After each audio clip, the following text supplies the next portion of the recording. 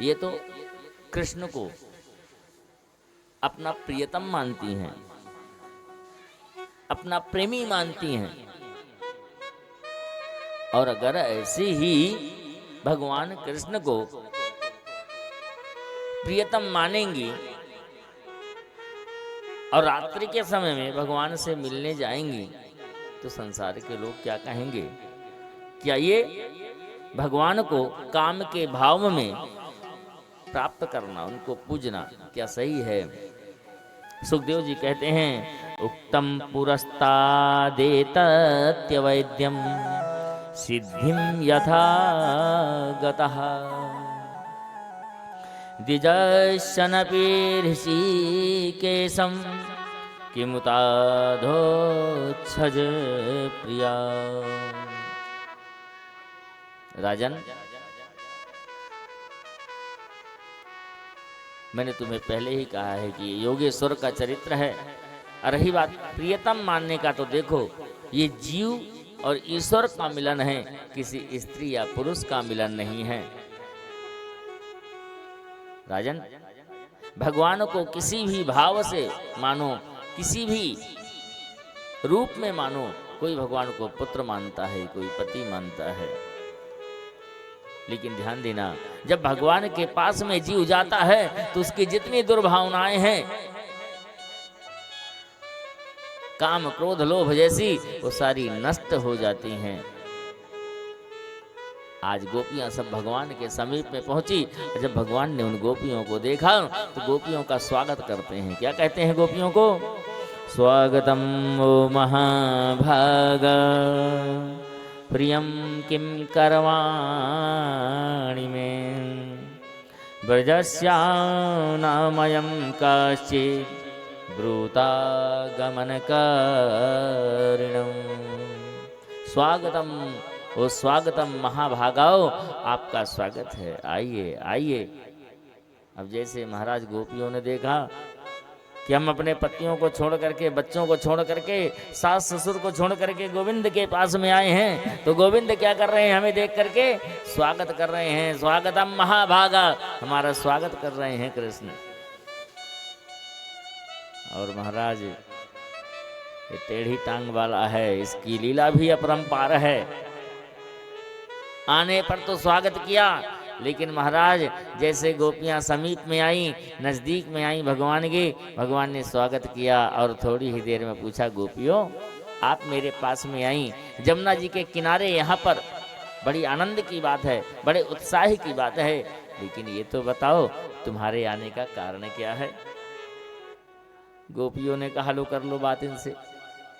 एक तो हम अपना पति, अपने बच्चे, अपने सास ससुर सब छोड़ करके, संसार की सारी वासनाएं, सारे रिश्ते छोड़ करके गोविंद के समीप में आए हैं। और ये क्या कहते हैं? यहां आने का कारण क्या है, काम क्या है? अब इनको हम क्या काम बताएं? भगवान कहते हैं, देखो देवियों, आप शायद इसलिए आए हो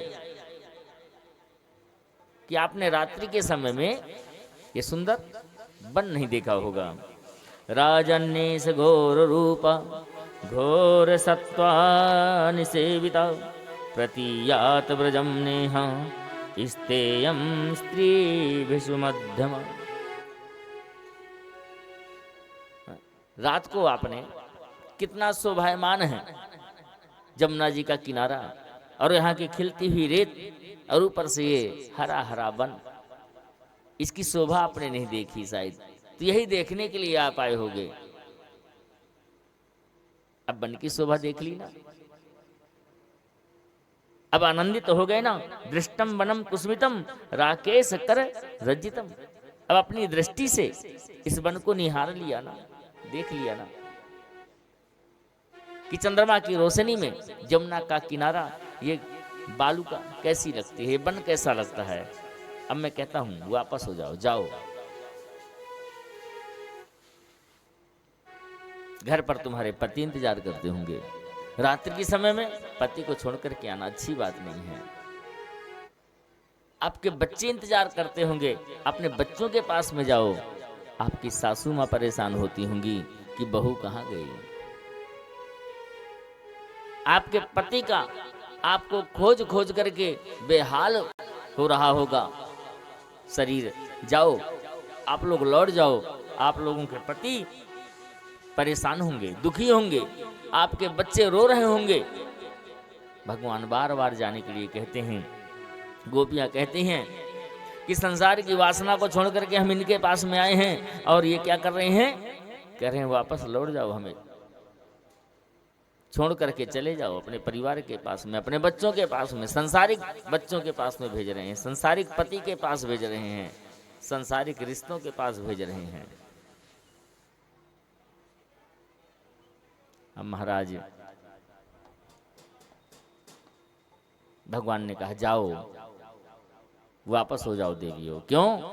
पति कहते हैं कदाचित निर्धन हो तो ही पत्नी को पति की सेवा करनी चाहिए, कदाचित पति रोगी हो तो भी पत्नी को पति की सेवा करनी चाहिए, कदाचित पति दारिद्र हो तो भी पत्नी का धर्म है कि पति की सेवा करे,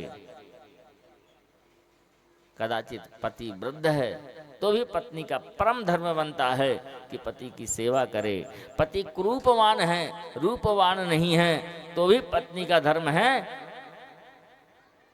कि पति की सेवा करे। आप लोग रात्रि के समय अर्धरात्रि का पहर बिना पति के पूछे, बिना सास ससुर के पूछे यहाँ बनकर मेरे पास में आ गए। जाओ, वापस हो जाओ, ये अच्छी बात नहीं है।